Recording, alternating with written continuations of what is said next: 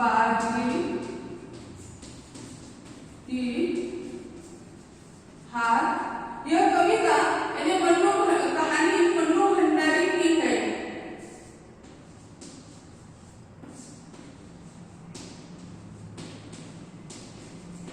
मन्नू भंडारी की यह कहानी है, उसे हम देख रहे थे कि क्या है, यह आशा, नलिनी और मुरला जो है वो तीनों पात्र अलग अलग प्रकार के हैं। आशा, नलिनी और मुरला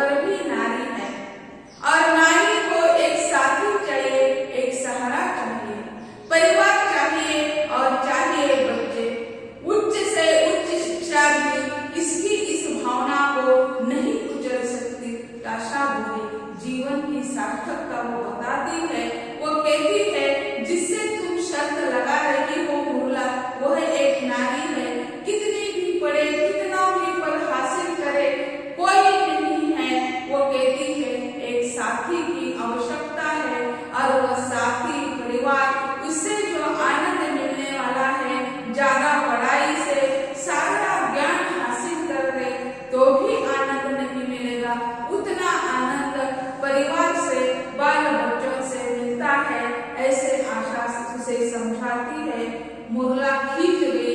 यह बातें सुनकर वह बाज आती है। वो कहती है, क्या दुनियानी सी लोगों जैसे बातें करती हूँ।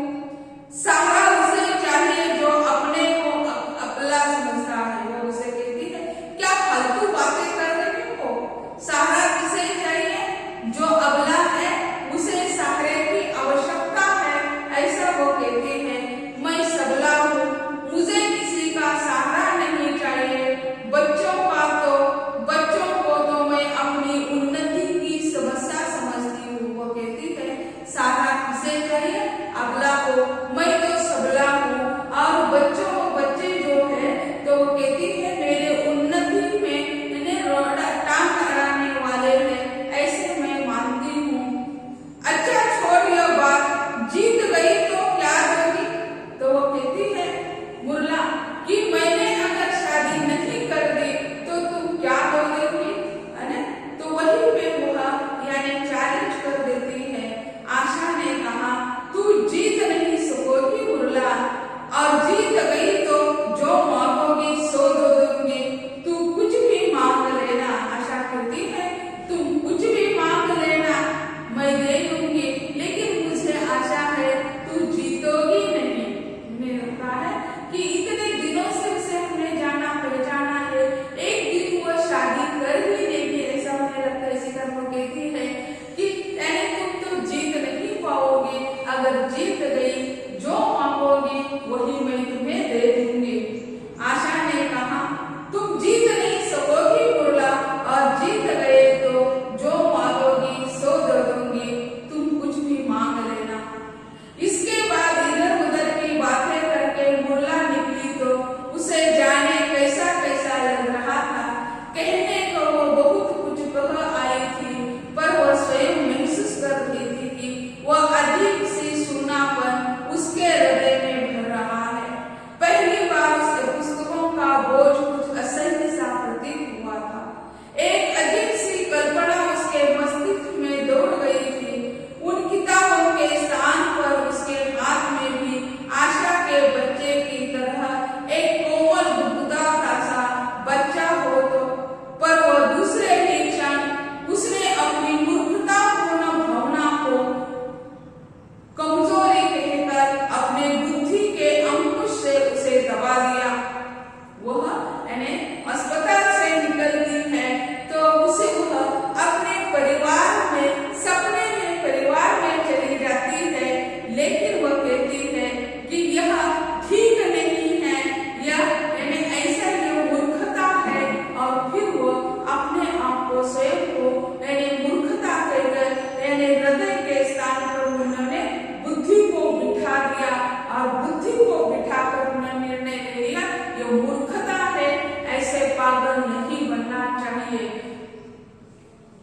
घर जाकर उसने देखा कि पड़ोसी की बच्ची उसके कमरे में कागज इधर उधर कर रही थी। उसे बिना मतलब उसके एक कसकर चाटा जमा दिया और हाथ पकड़ कमरे से निकाल बाहर गया।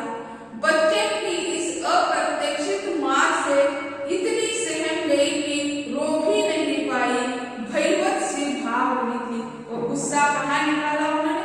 घर में पहुंच गई तो पड़ोसी की बच्ची उनके कमरे में आकर कोई कागज बितर रही थी, तो उन्होंने वह क्रोध उस बच्ची पर उतार दिया। इतना जोर से उन्होंने तमाचा लगाया था कि वह बच्ची जोर से रो भी नहीं सकी और उसके डर के मारे घर से भाग गई। मुरला उसे देखती रही। उसे मार कर ही उसे लग रहा था जैसे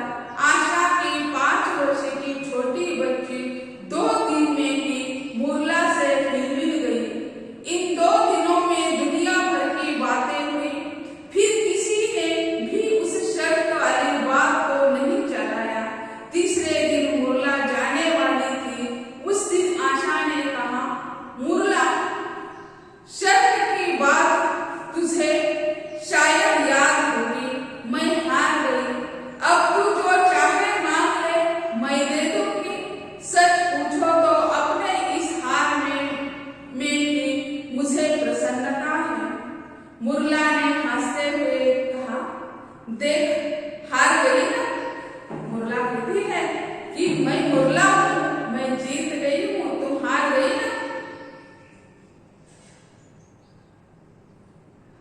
हार गई ना। पर उसके स्वर में विजय का उल्लास नहीं था। अच्छा जा, छोड़ा, मुझे कुछ नहीं चाहिए। 15 साल बीत गए थे। अब वो जैसे जिस जोश में 15 साल पहले मुरला कहती थी कि मैं जीत जाऊंगी, तुम हार जाऊंगी, वही जोश आज मुरला में नहीं था। अंदर ही अंदर वह अकेलापन महसूस कर रही थी।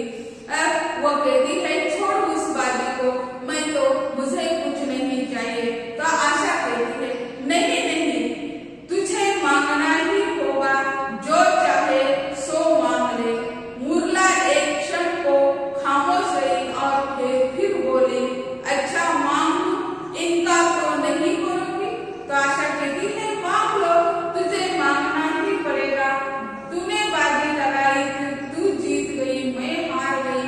तो मुरला कहती है, अच्छा ठीक है, तो इनका तो नहीं करोगी।